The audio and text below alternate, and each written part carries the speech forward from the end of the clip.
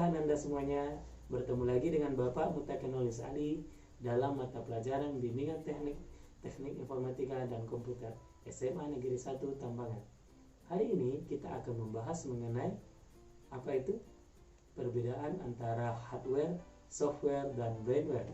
Selama ini kita tahu bahwasanya hardware itu adalah perangkat keras, software perangkat lunak, dan brainware merupakan user atau pengguna.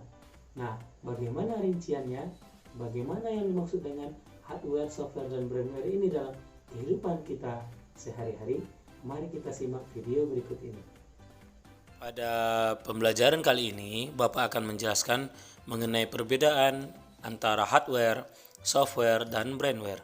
Apa yang membuat ketiga komponen ini yang masuk ke dalam sistem komputer itu berbeda.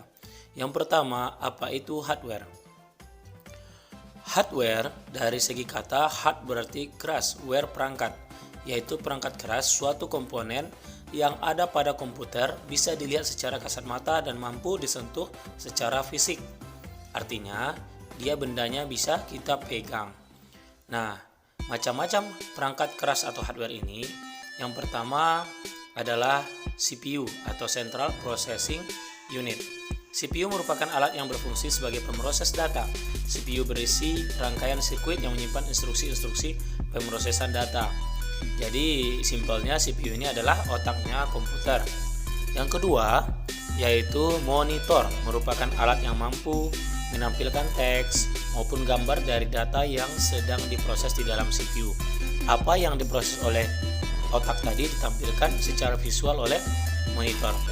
Yang ketiga adalah keyboard, merupakan alat memasukkan data maupun perintah dari ke CPU, biasanya terdiri atas rangkaian huruf, angka, dan tombol-tombol fungsi lainnya.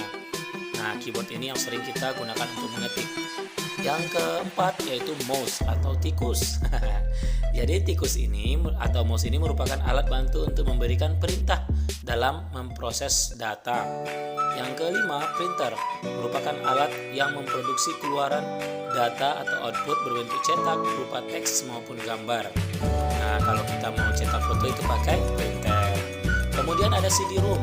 Nah, ini alat peripheral, namanya hardware peripheral untuk penyimpanan dan meneruskan data program melalui media CD atau compact disc.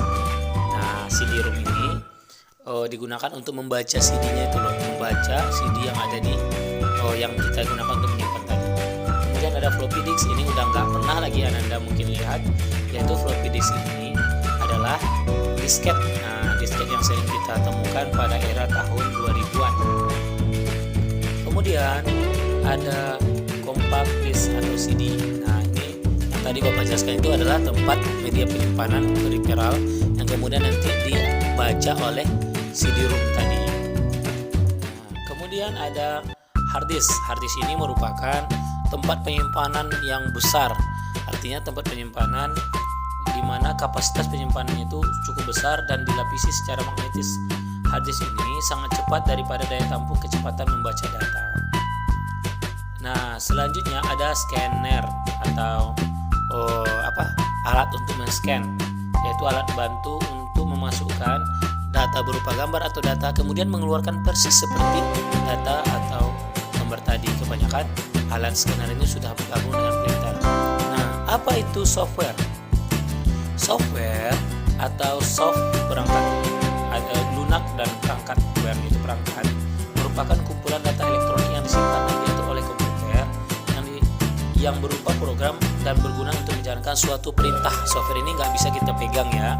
Software ini berada di dalam komputer itu atau dinamakan juga dengan aplikasi. Macam-macam software.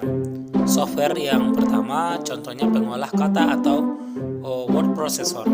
Pengolah kata ini berfungsi untuk pekerjaan yang berhubungan dengan naskah dan berbagai macam administrasi surat menyurat. Contohnya WordStar, Microsoft Word, Ampiro, dan WordPerfect. Kemudian kita tahu ada pengolah angka atau spreadsheet. Nah, ini sekarang kita tahunya ada Microsoft Excel. Kalau dia secara online ada namanya Google Spreadsheet yang disimpan di dalam Drive. Nanti kita akan bahas apa itu Drive pada pertemuan cloud computing. Nah, kemudian ada pengolah data atau database, berfungsi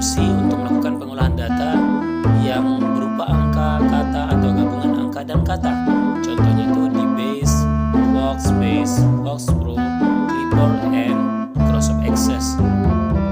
Kemudian ada multimedia. Contoh aplikasi multimedia adalah Wine, Audio Pro, Gitar Pro, musik rekaman MP3 atau CD audio. Kemudian Real Player, Sync atau Jack Audio. Sekarang udah banyak lagi yang lainnya, termasuk yang ada di Android kalian. Kemudian ada komunikasi dan internet, melakukan komunikasi antara dua komputer atau lebih. Nah, ini internet ini yang digunakan untuk browser ya. Browser ada internet Explorer, ada Opera, kemudian ada Google Chrome, ada apa gitu ya, yang sebelum berbahasa itu apa namanya itu? Firefox ya. Kemudian ada aplikasi pendidikan dan game. Nah, ini yang paling sering kalian gunakan. Ada aplikasi EasyGroup, Bodyworks, Science Navigator, Reader, Reddit, dan lain-lainnya. Nah, ini digunakan untuk game edukasi. Kemudian ada perancangan gambar, aplikasi khusus untuk perancangan gambar yang Bapak ajarkan pada multimedia. Ada Photoshop, ada CorelDRAW, ada Adobe Effect, ada After Effects, dan lain sebagainya. Kemudian ada juga untuk antivirus, untuk mengantisipasi adanya virus di dalam komputer kita atau mengantisipasi terjadinya gangguan-gangguan yang bersifat virus atau gangguan dari luar.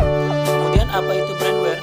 Nah, brandware itu adalah brain, otak, atau pengguna, ware, atau manusia yang mengoperasikan komputer ini. Nah, yang bisa menggunakan komputer atau terdiri dari software dan adalah si manusia. Maka manusia itu disebut dengan brainware. Macam-macam brainware. Nah, brainware ada beberapa macam. Yang pertama ada programmer. Ini orang yang membuat aplikasi yang kita pakai. Nah, mereka yang merancang program-program dengan bahasa pemrograman sehingga mereka bisa membuat software, membuat apa lagi, data-data untuk diproses